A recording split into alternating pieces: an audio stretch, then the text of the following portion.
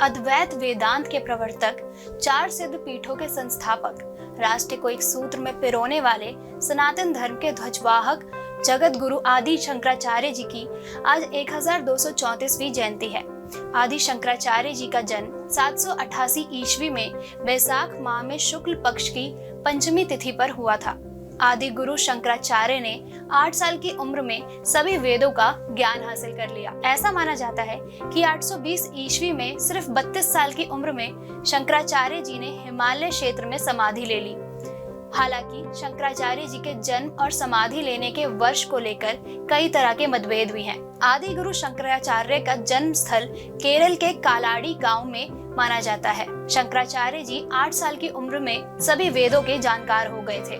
उन्होंने भारत की यात्रा की और चारों दिशाओं में 4 पीठों की स्थापना भी की थी। इनका जन्म दक्षिण भारत के नंबूद्री ब्राह्मण वंश में हुआ था। आज इसी वंश के ब्राह्मण बद्रीनाथ मंदिर के संचालक हैं। ज्योतिर्मठ के शंकराचार्य की गद्दी पर नंबूद्री ब्राह्मण ही बैठते हैं। शंकराचार्य जी ने गोवर्धनपुरी मठ, जगन्नाथपुरी, श्रृंगेरी पीठ, रामेश्वरम, शादरा मठ, द्वारका और ज्योतिर्मठ बद्रीनाथ धाम की स्थापना की थी। उत्तराखंड के चमोली जिले में जोशी मठ क्षेत्र में ज्योतिश्वर महादेव नाम का एक बहुत प्राचीन मंदिर है। इस मंदिर के संबंध में मान्यता है कि यहाँ शंकराचार्य जी ने करीब 5 साल तक तप किया था। उस समय बद्रीनाथ धाम के कपाट बंद होने के बाद आदि गुरु शंकराचार्य जी हर साल 6 महीने इसी स्थान पर ठहरते और तप करते थे। ज्योतिश्वर महादेव मंदिर के ठीक पीछे एक कल्प वृक्ष है। इस पेड़ को शंकराचार्य जी के काल का माना जाता है। इस मंदिर के पुजारी उनियाल होते हैं। आदि शंकराचार्य जी के जीवन से जुड़ी कुछ घटनाएं। ऐसा कहा जाता है कि आदि शंकराचार्य जी को परियार नदी में स्नान के दौरान एक बार उन्हें एक मगरमच्छ ने पकड़ लिया। उन्होंने अपनी माता को कहा कि मगरमच्छ तभी उनको छोड़ेगा यदि वह उनको संन्यास लेने की अनुमति प्रदान कर देंगी। उनकी माता ने अनिच्छा से उनका आग्रह स्वीकार कर लिया और इस घटना से उनके जीवन का एक नया अध्याय प्रारंभ हुआ। अपने अल्प जीवन काल में शंकराचार्य ने कांची, कामरूप, असम, कश्मीर, केदार और बद्री धाम जैसे विश्व विख्यात आध्यात्मिक केंद्रों की यात्रा की। श्रीनगर में उन्होंने तांत्रिकों के साथ बहस में भी हिस्सा लिया।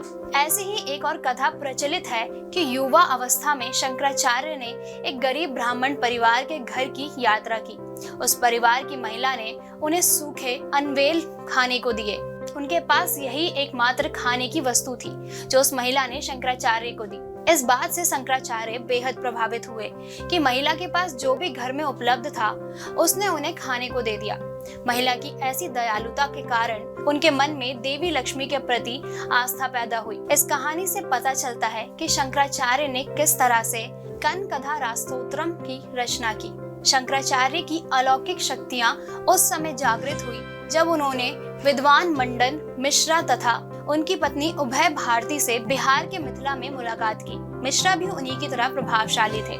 दोनों के बीच विवेचन हुआ। भारती ने मध्यस्थता की भूमिका अदा की।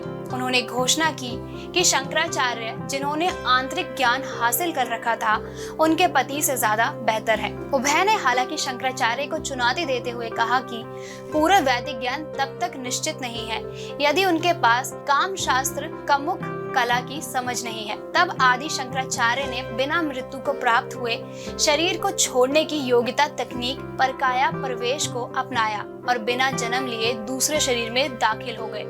उन्होंने अमरुका नामक मृत सम्राट के शरीर में प्रवेश किया।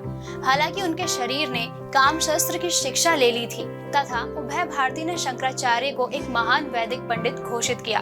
आदि शंकराचार्य के जीवन के बारे में और अधिक जानने के लिए आप प्रभात प्रकाशन की हमारी कई किताबों को पढ़ सकते हैं।